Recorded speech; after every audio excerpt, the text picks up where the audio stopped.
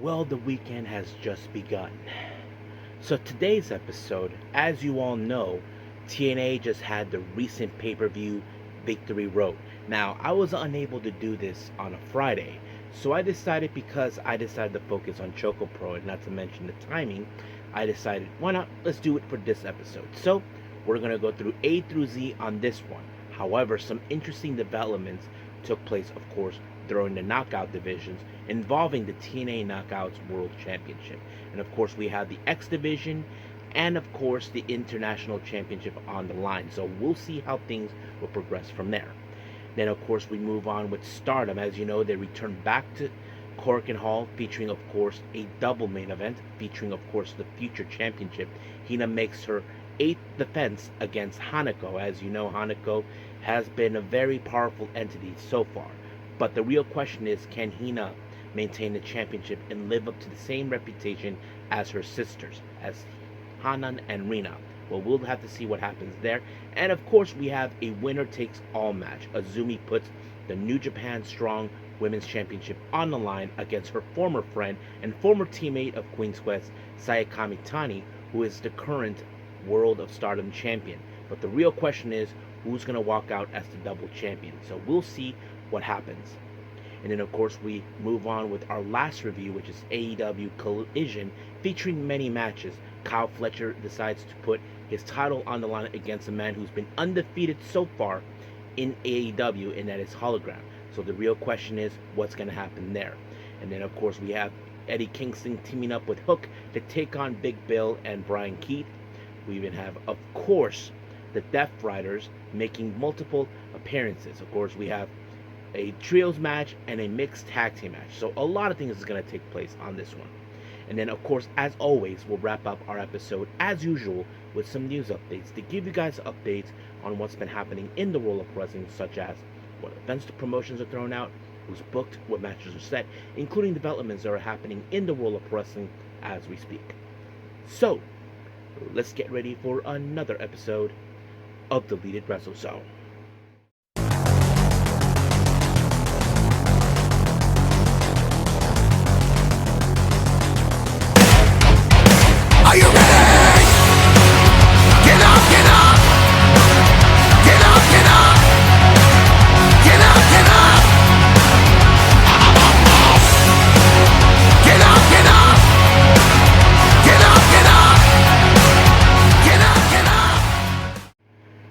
Hey everyone, welcome to Deleted Wrestle Zone, all things that is pro wrestling with AEW, NXT, New Japan Pro Wrestling, TNA, the National Wrestling Alliance, various promotions, wrestlers, matches, and championships.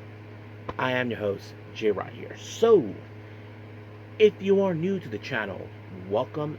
This is a channel we do a lot of pro wrestling reviews from various promotions, not only here in the United States, but also in Japan, Mexico, Canada, Europe, the UK, anywhere in the world wrestling is not as big, but it continues to grow. We also, of course, do discussion videos to talk about various topics such as the wrestlers themselves, the promotions, factions, storylines, whatever we want to talk about. We also, of course, do more news updates. If certain information was unable to be on this episode, we can either put it on the next one or on a separate video by itself. We also, of course, do real-time news updates to keep you guys on alert if something has happened in the world of wrestling that needs to be addressed ASAP. We also, of course, got the Unagi Sayaka Watch and various other cool wrestling content as well. So if you like what you see, please subscribe to us or click on that subscribe button. You'll be getting a lot of daily reviews and other cool wrestling content as well. But if you like this episode, please give us a like on the like button or nice comments in the description down below. Now, let's call this meeting into order. So let's begin with our very first review, and that is, of course, TNA Victory Road.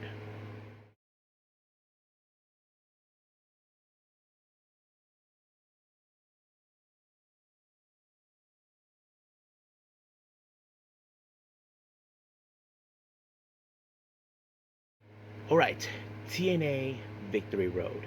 Now, as you all know, this show happened on a Friday instead of like the usual weekend, but it's okay. It normally happens on certain events with TNA. So let's start with what happened in the pre-show in case anybody wanted to watch. Now we opened up with a three-way: Zachary Wentz versus Trey Miguel versus Cedric Alexander. Now, of course, many of you know that Zachary Wentz and Trey Miguel are members of the Rascals, of course, along with Myron Reed. But of course, there's the disadvantage of a two-on-one type of scenario. I mean, Trey Miguel and Zachary Wentz could actually team up against Cedric Alexander, but however, of course, they're not too afraid to face each other no matter what. I mean, this is something that they've been known for. I mean, it's not like, oh, they're hating each other, but they're willing to push themselves to the limit, which is very, very impressive. But the real question is who's going to walk out despite of this factor. Surprisingly, it was in fact, of course, Zachary Wentz with the UFO cutter onto Cedric Alexander, and just like that, 1, 2, 3, it was over. But there is one thing that kind of wants me in mind is if on Thursday they do the treehouse, I wouldn't be surprised if they talk about it, but we'll see. Now, we did see an interview with Gia Miller talking to the current TNA International Champion, Steve Maclin. Now, of course, Steve Maclin has had it with the so-called King of TNA, Frankie Kazarian, calling himself a king, and not to mention Kazarian make a mockery out of Maclin because he was a Marine. Now, while he was doing his interview, out of nowhere, someone from TNA's past reappeared. Many of you know him in AAA as El Mesias, but many of you may remember him when he was in TNA. He was known as Judas Mesias when he was in a rivalry with, of course, The Abyss. So basically, you may know that. So that's a very interesting moment, and of course, Tom and Renwald were shocked to see him, but yeah. Now, anyway, AJ Francis decided to get involved, decided to go on the first class penthouse. Well, this idiot decided that he compares first class, that they're in the same level as, of course, Team 3D and the Hardy Boys. Now, people can say that's a load of horse crap coming from him. Even Matt Hardy is telling him that he is nothing compared to them. But of course, AJ is such an arrogant prick, thinks that you don't know what you're talking about. You know we're better than you. But of course, all hell broke loose, and dumb AJ decided to put him through a table. So, yeah. Now, our last match during the pre-show, we did have, of course, the System. JDC, Brian Myers, and Eddie Edwards taking on, of course, the Order of Four, Agents Moron, and the Great Hands, Jason Hodge and John Skyler. Now, of course, this is one of those matches, as you know, that the Order of Four and the System are at war with each other. Quick background on that: as you know, the Order of Four are trying to tell them that the System has been a problem. They need to be eradicated because no one trusts in the System anymore. They want the entire TNA world to trust in Ali. But, of course, the one thing that was crazy is they have to watch out for that idiot, Agent Zero, because as you saw what he did, he was a moron. But in the end, of course, JDC was able to pick up the win. They were able to successfully move Agent Zero out of the way so JDC can take out Jason Hodge with the down and dirty, which is a leg drop. And just like that, 1, 2, 3, the System walked away with the win. However, they had to skedaddle out because Agent Zero, as you know, would retaliate. So, yeah, of course, he doesn't like being a loser, which he is, of course. Now, we start with the main card of the show. It opened up with a very unusual appearance by Ash by Elegance. Now, we were fully aware that the reason is this, that Masha Savage, as you will know, I've been reporting that recently there's been an internal investigation towards her of allegations of domestic violence.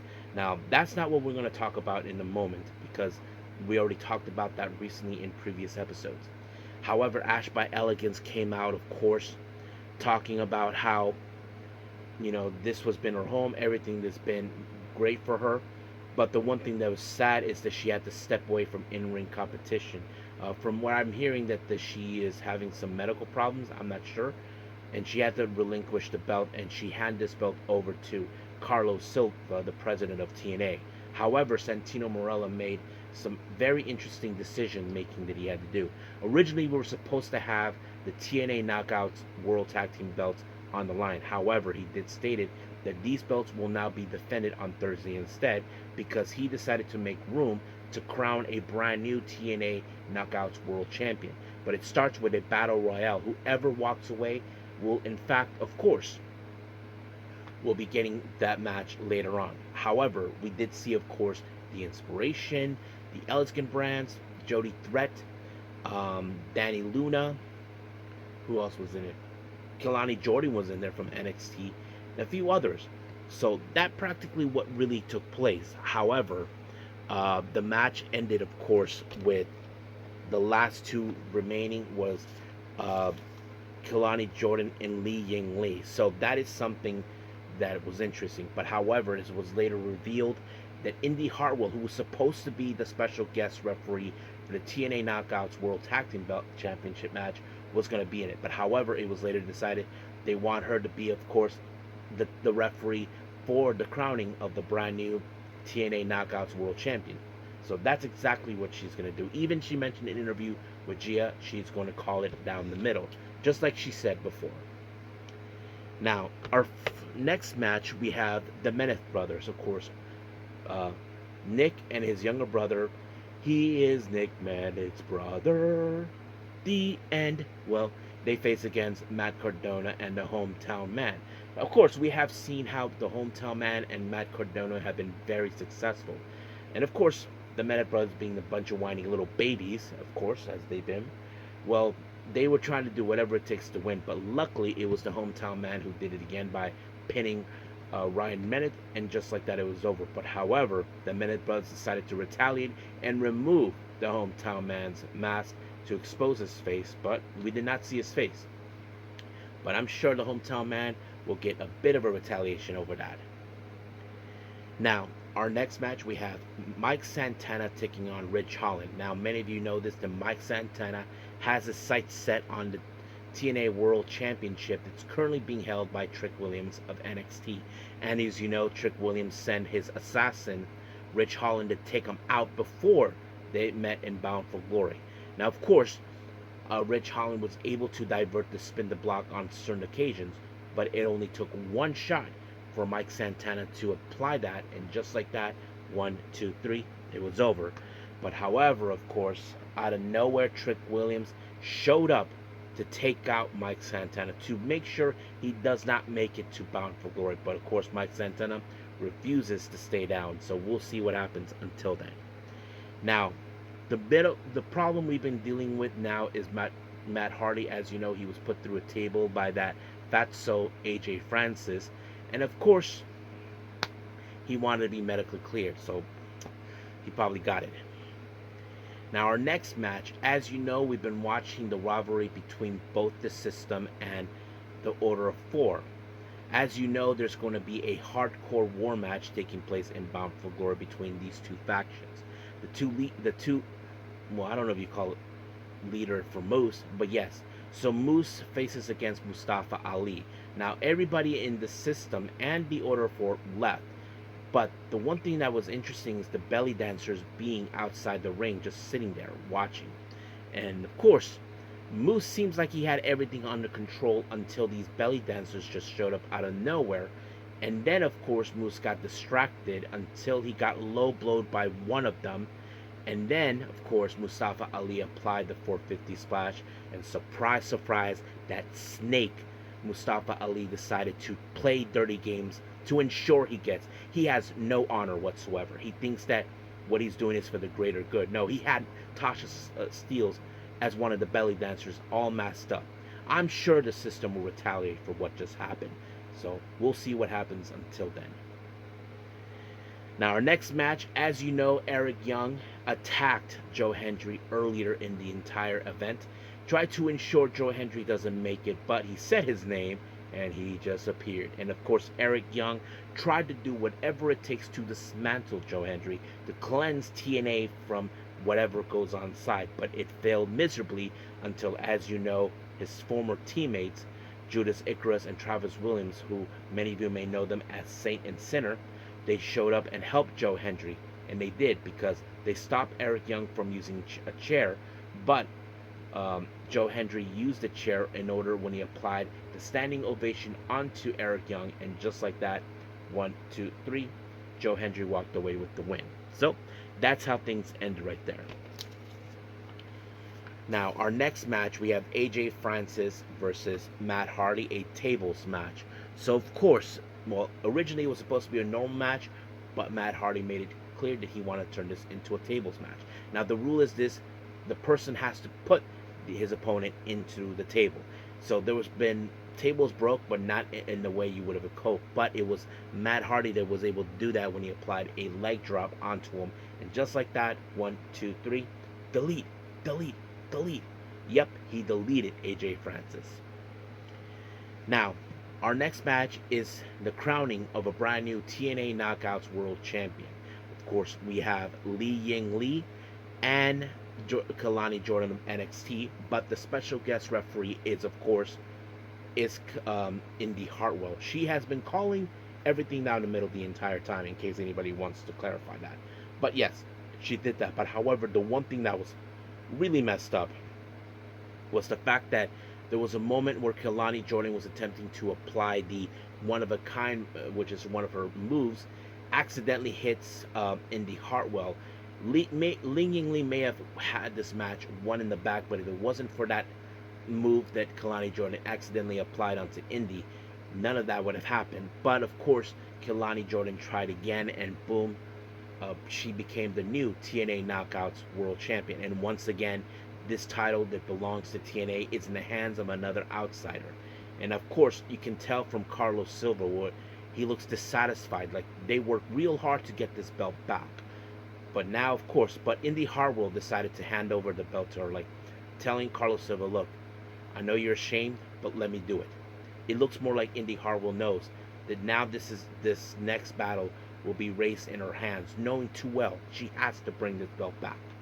So we'll see what happens. And that match will take place in Bound for Glory. Now, our next match, we have, of course, the TNA International Championship. Frankie Kazarian taking on Steve Maclin. Of course, this match was going to be down and dirty. Of course, a lot of mayhem taking place by, of course, Steve Maclin. So things would have gone well. But out of nowhere, we did see the arrival of El Messias. We don't know what his true intentions are. But because of this distraction, Frank Kazarian used the ropes and gave Maclin a low blow, and then, of course, the slingshot cutter. And just like that, 1, 2, 3, brand new TNA International Championship. Now, I guess many people may question, what is Messiah's issues towards Maclin? Well, we don't know what's his intention. I would have assumed he wanted the TNA International Championship, but it must be something else. We don't know. But we'll catch up to that at some point.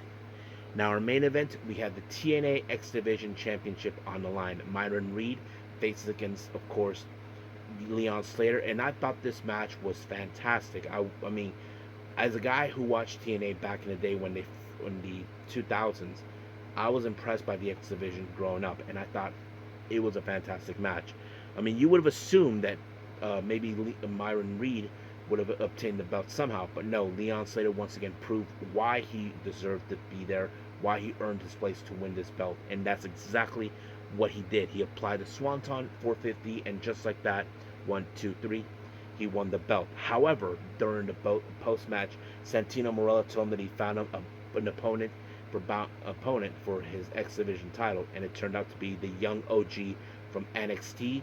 And of course, he issued a challenge at Bound for Glory for the belt, and now it's going to happen. But I think this is the one thing that TNA cannot afford to lose. They cannot afford to lose another title, and that's something we probably will see what happens. So that's pretty much what happened with TNA. Let's move on with our next review, and that is, of course, Stardom.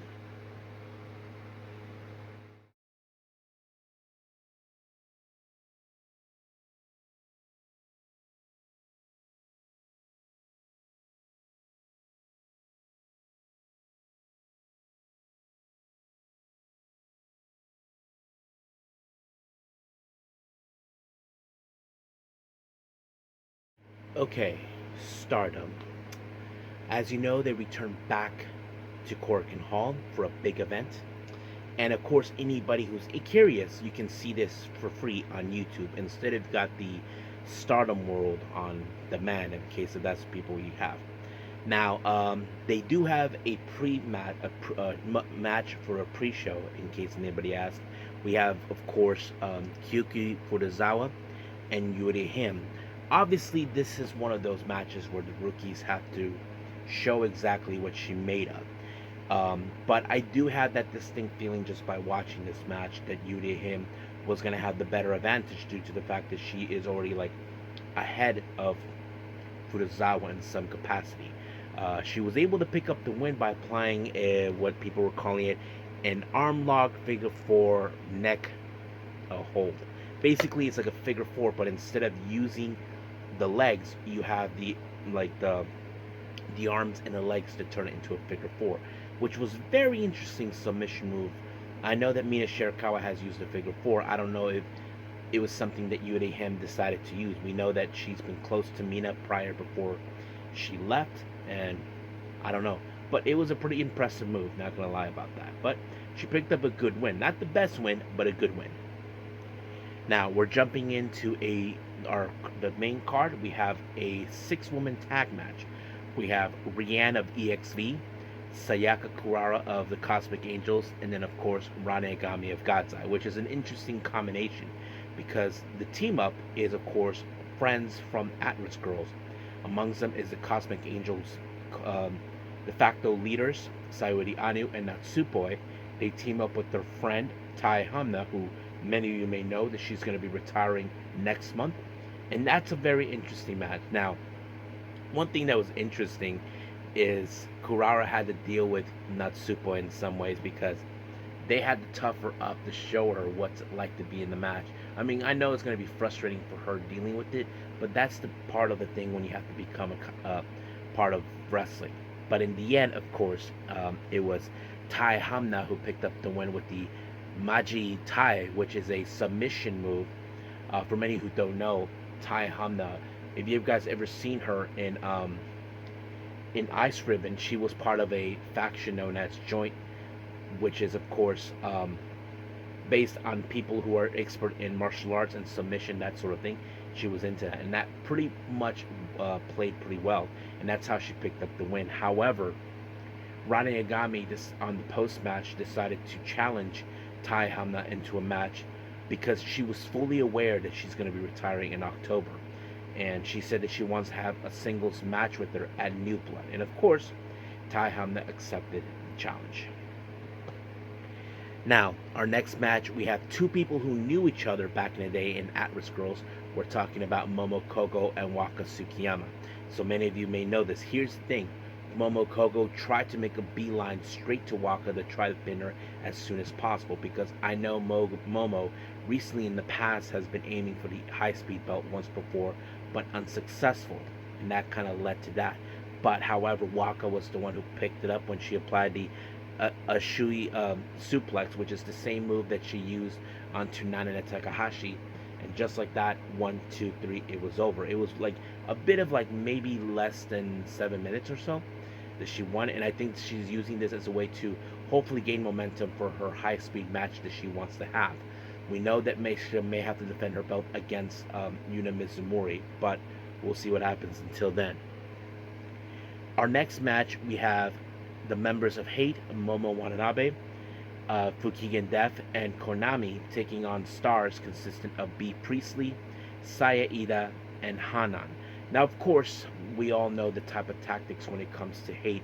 They use all sorts of weapons to ensure they win, but however, Konami took it way too far when she whacked Hanan on the chair and disqualifying themselves, allowing for stars to pick up the win, which was very uncalled for by them.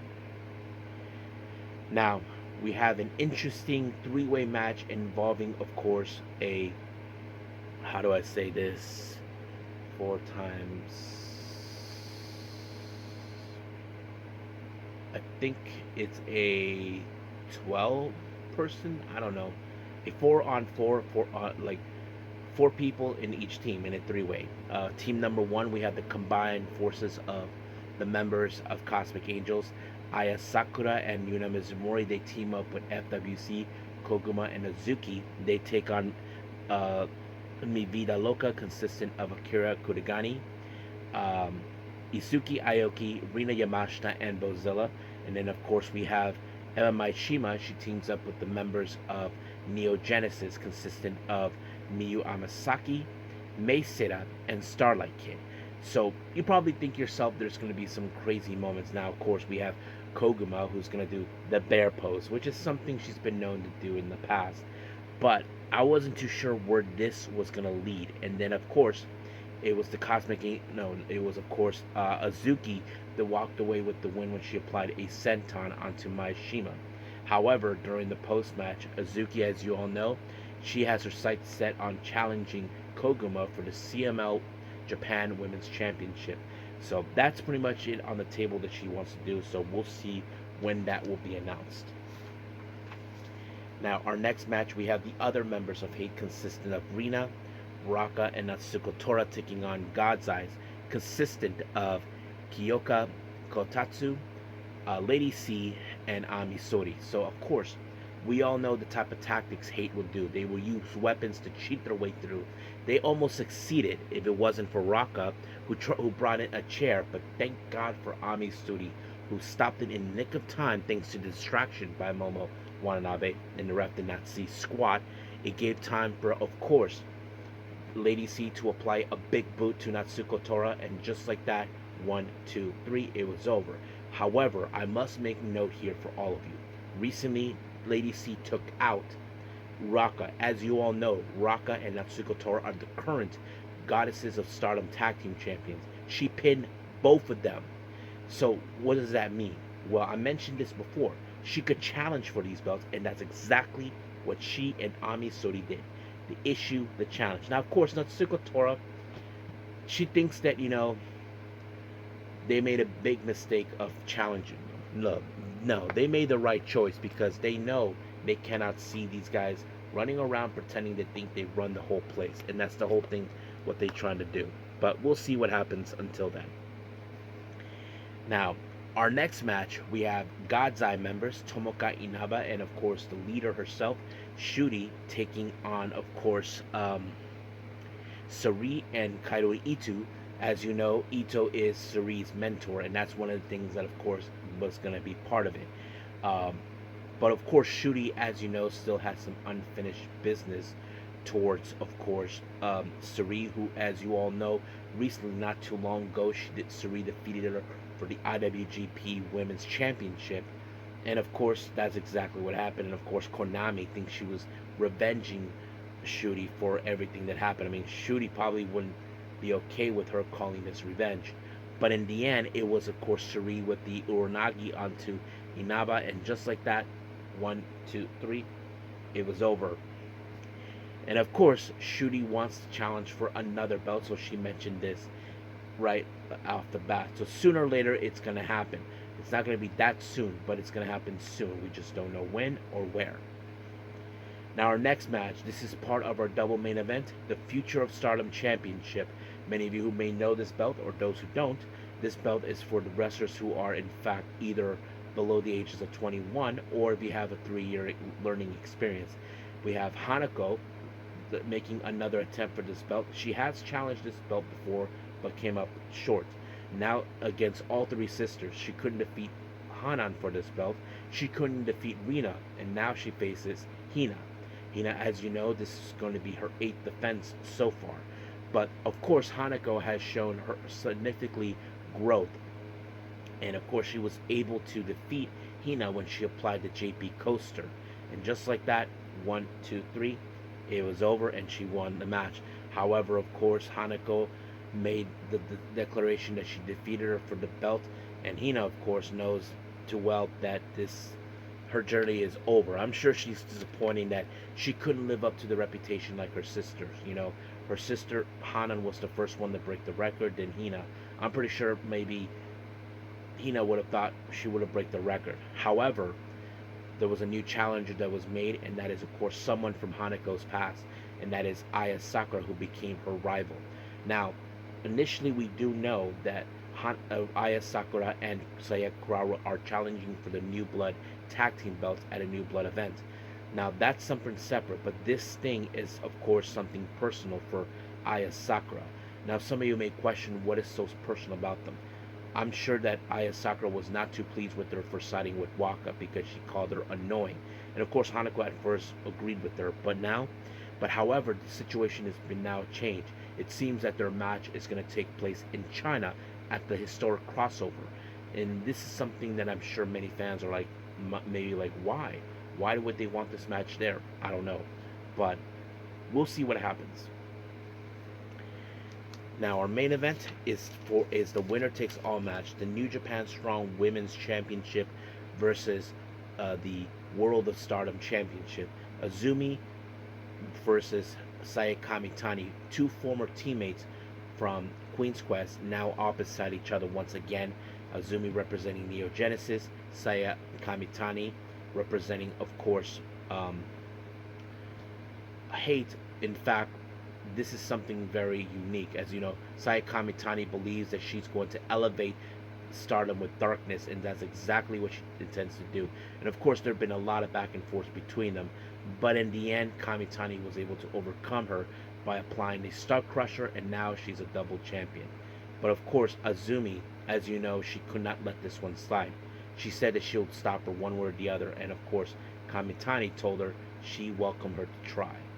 But however, as you all know, Momo Watanabe, her own teammate and also a former member of Queen's Quest, issued a challenge for the red belt because many of you guys know this or not, she won the 5-star Grand Prix and she can challenge it. So I'm not sure it's for the both belts or just the red belt. I'm not sure, but we'll see. Excuse me. But we'll see what happens after that. I'm sure it's going to happen, but stay tuned for it. But as of right now, we're done with this. Let's move on with our last review, and that is, of course, AEW Collision.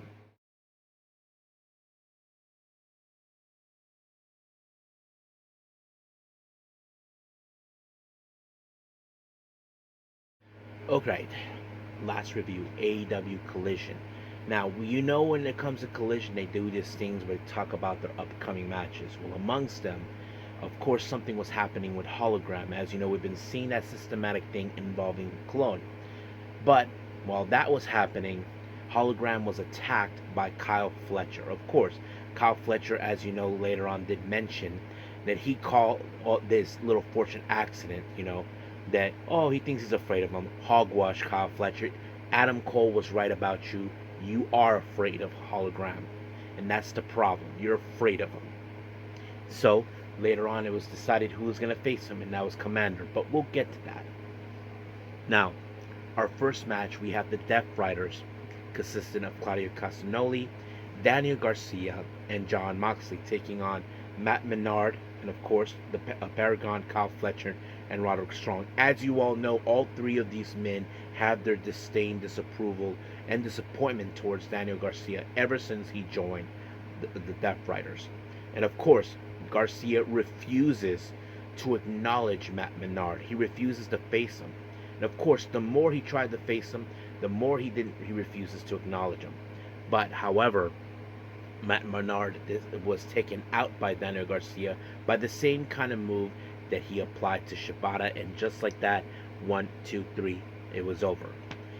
Now, we did see a bit of a video promo by Brody King calling out the Don Callis family, and apparently he said that they will take on, of course, Josh Alexander and the Bucks, taking on him and his tag team partner Bandito, and their third person is Kenny Omega. I'm sure this is the last thing that Don Callis wants because he cries like a little bitch.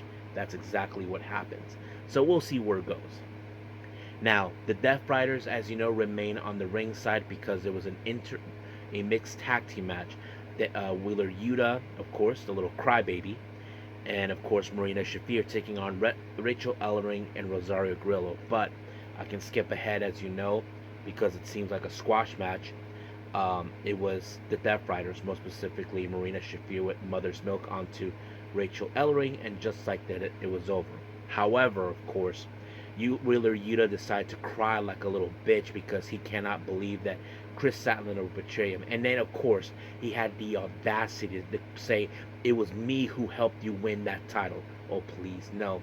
I have a feeling the problem is this, that I don't think Marina Shafir wanted her in the Death Riders, but of course, Wheeler Yuta wanted her in it. And of course, they decided to have a mixed tag team match this coming Wednesday. Wheeler Yuta and Marina Shafir taking on Chris Statlander and, of course, Darby Allin. So we'll see where that goes from there.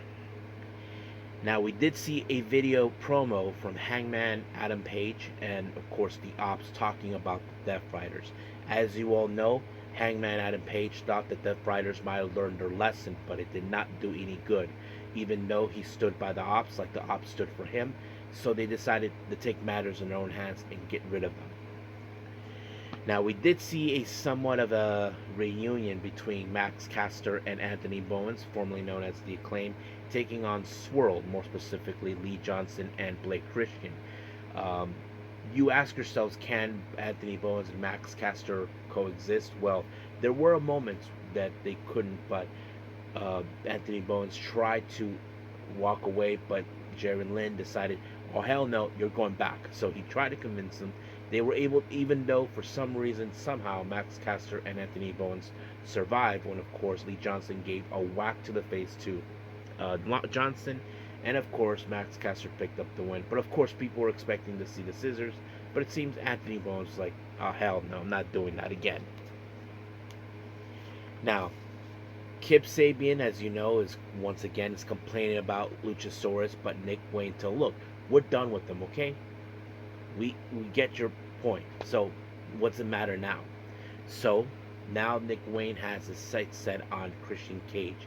And that's exactly what he's going to do. He's going to try to dismantle him. Now, we did see an interview with Lex Luger talking about TJ. As you know, there are exciting news. As you all know what happened this Wednesday, Tony Khan announced the launch of the AEW Women's World Tag Team belts.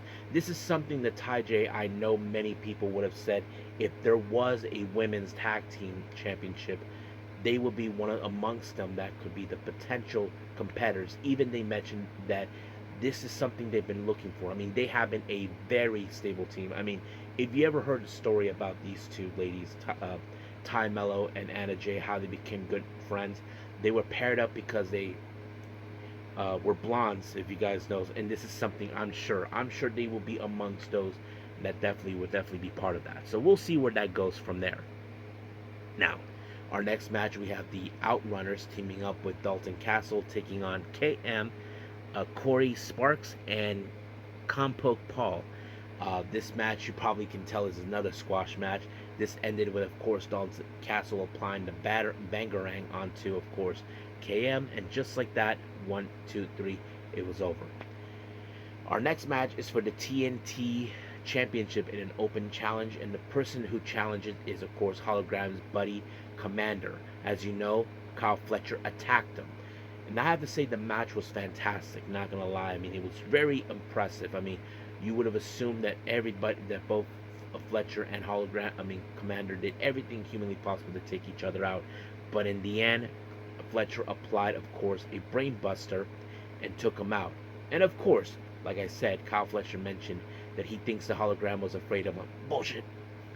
Nope, he's not afraid. Even Adam Cole knows too well that Fletcher will lie to himself. He thinks, because remember, Adam Cole did state it, I had you beaten, and that's why you're afraid. But of course, Fletcher's denying the whole thing. So he's in denial. But he's calling out for anybody who would challenge him for the TNT title. But later on, it did mention he'll be facing this Wednesday I think, was he former? Oh no, Orange Cassidy. So he's going to be facing him.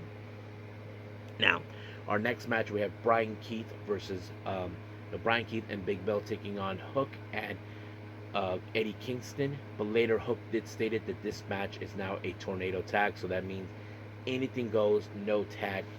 So it was a chaotic match. Big Bill did everything human possible to try to take out his opponents, but it didn't do any good. But in the end, Hook was able to walk away with the win when he applied the red rum on Brian Keith, and just like that, it was over. Now, we did see an interview with Lexi with the Bang Bang Gang, Austin Gunn, and Juice Robinson. They talked about how they came up short last week, but however, said, "Look, we may have come up short, but the fact is this: we are trying to move forward." He said that he had a call from Jay White and told him that he needs reinforcements, and he called an old friend of him. And of course, this was speculations for a while since he made his announcement. It was made that he was now all elite. It was inevitable that he was going to be there, and that is, of course, is Austin. Of course, Juice say, "Hey, Austin, Austin," that sort of thing. So he told him, you know, just call me Ace. Much easier for everybody. So that basically plays out. So, and of course, Ace Austin kind of saying, they go way back and all that, but he tells him, hey, I don't need, this. All I need is make my own luck. And of course, Austin Gunn likes what he sees. So we could see a pretty good team. So we'll see what happens until then. Now, our main event, we have Julia Hart versus Jamie Hayter. As you all know, ever since Jamie Hayter has been back, she's been looking for a bit of a payback against Tekla and the Triangle of Madness for what they have done to her recently. So, all hell was breaking loose on this one. Not to mention, Sky Blue even tried to interfere, but Jamie Hayter fought back, took her out. And then, of course, it took a short-range lariat, or I think it's the Haterade, I think what she calls it, that took out Julia Hart, and just like that, it was over. But, however, of course, the Triangle Madness would definitely try to retaliate over this loss, but luckily, Queen Aminata showed up to Hayter's defense. And then, of course, in the post-match, this is the one thing that happened. Jamie Hayter said, let's take this up to blood and guts. So this is going to be huge. This is one of the most brutal matches you don't want to miss. I don't know if we ever had a women's blood and guts before. I mean, have we, guys? I mean, if we have, leave a comment. If we haven't, just let me know. But yeah, so I can't wait to see that. So we'll see what happens until then. But as of right now, we are done with our reviews. Let's move on with our last and final thing, news updates.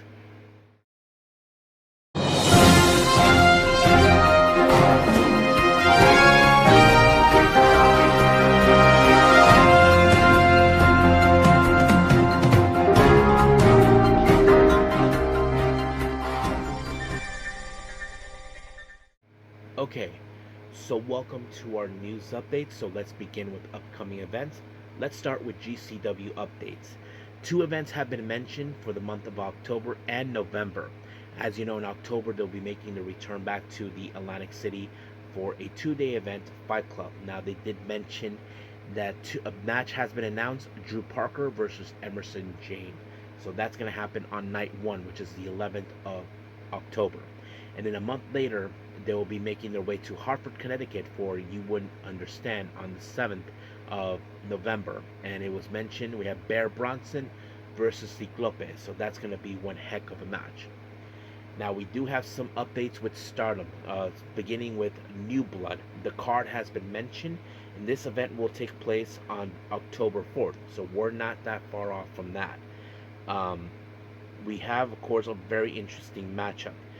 We have Emma Maishima versus Kikyo Furuzawa. These 2 rookies, as you know, they debuted together, and this is something very interesting. We'll see how much they have learned, who will get their first win out of this one. Then we have an interesting 3-way match. We have Yuri Him versus Yuki Mashiro, who many of you may know her. She was originally with Ice Ribbon. Now she's a freelancer. And of course, Fukigen Death. Then we have Waka Tsukiyama teaming with Rian to take on Ichika Miyavi and Riara. These 2 ladies, as you know, represent PPP Tokyo. Then we have Hina taking on her own teammate Kiyoka Kotatsu. Then we have Bozilla and Akira Kurigani as the members of Mi Vida Loca. They take on the ladies from Pro Wrestling Evolution, Zones, and Soy. And then, of course, the main event has been announced, Tai Hamna versus Rani Agami. So that's pretty much it. And, of course, many of you know this, that their annual tag team round robin tournament will also take place. It was announced it's going to go from November of this year all the way to November 30th. So here's the dates. November 7th will be in Korakuen Hall. November 8th in Gumna. November 9th in Nagano. November uh, 12th in Sendai. November 13th in Amori. There's a 2-day event in Sapporo on the 15th and 16th of November. Then on the 23rd, they'll be making their way to Koriyama. Then after that, on the 24th, they'll be going to Iwaki. On the 26th, they'll be in Kanda, and then on the 28th in Kyoko, the 29th in Osaka, and then finally their last show will be on the 30th in Hamamatsu. So put your calendars ready. MARIGOLD will have an upcoming event taking place on the 11th of October. Matches have been announced. We have Tomoka Goto, Chika Goto, and Minami Yuki will take on Kiyomomo Minami and, of course, Nagisa Tachibana. Then we have Kizuna Tanaka versus Rhea Seto. And then finally, we have Nao Shikawa versus Megaton. So that's pretty much it, what's happening for that. And then finally, German promotion West Side Extreme Wrestling will be having their annual tournament known as 16 Carat. They'll be taking place on March 6th to the 8th of 2026, and they just announced Shihiro Hashimoto of Big Hash from Sunday Girls will be participating. So that's pretty much it for upcoming events. Let's talk about certain developments. Many of you may know this young lady, Sherlyn Guerrero, who is the second daughter of Eddie Guerrero and Vicky Guerrero. Many of you may remember Sherlyn was in the spotlight when she was accusing her mother's current husband, who assaulted her or something like that. But recently she was made on the news revealing that she called the cops when her license plate from her car is missing. So it's kind of interesting to hear that. I mean, I hope things can work out for her. I'm not sure if this is something related to what happened to her last time, but who knows. But hopefully things can work out for her. MARIGOLD's very own Kouki Amarei will be out of action for a while due to the fact that she suffered a left clavicle rupture during her match in Sushi Pro Wrestling. But yes, so that's pretty much what we did know. Fightful Select has confirmed that TNA mentioned that Cedric Alexander is currently now signed with TNA, so that's something that's been otherly messaged. And then, of course, recently, today, CML has shown that the Maika from Stardom is there now. She mentioned she was going to Mexico, and of course, Bushiroad president Takaaki Kidani was there too. So, as you know, they probably are checking out the scene, hopefully to include Stardom talent in CML. I'm sure that's the idea. And then finally, a very interesting thing. As you all know, what we saw, Asuka has betrayed IYO SKY for what happened, and she kind of explained her reasons why. Let me pull this up for you, and I think this was on her YouTube channel, in case anybody asks. Let me pull this one out. Here it is. This is what she said.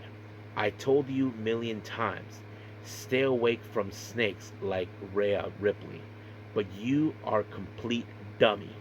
You can't tell real and who's fake. Too late now, though. You're gonna be a puppet your whole life. Sad. We were together, and I could have saved you, but whatever. Too late now, you dummy. Such a dummy. I saw you crying, girl. You betrayed me. Don't play victim. I'm the victim. Poor Asuka, you're a traitor. You lost Stephanie Vakir. I told you, and I told you, me and Kairi would help you become champion, but you said no. That's why you lost. You're such a loser. Ouch.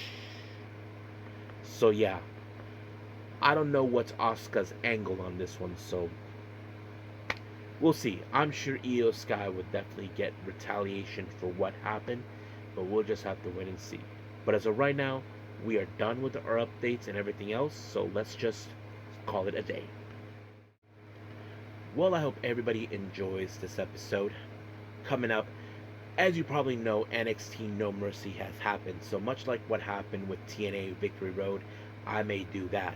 And I think there is another Stardom show taking place, and I think there's a New Japan show also taking place. So we'll see how things will progress from there. But I am determined to catch up with everything else that I have missed out, mostly with the Yoshi wrestling scene.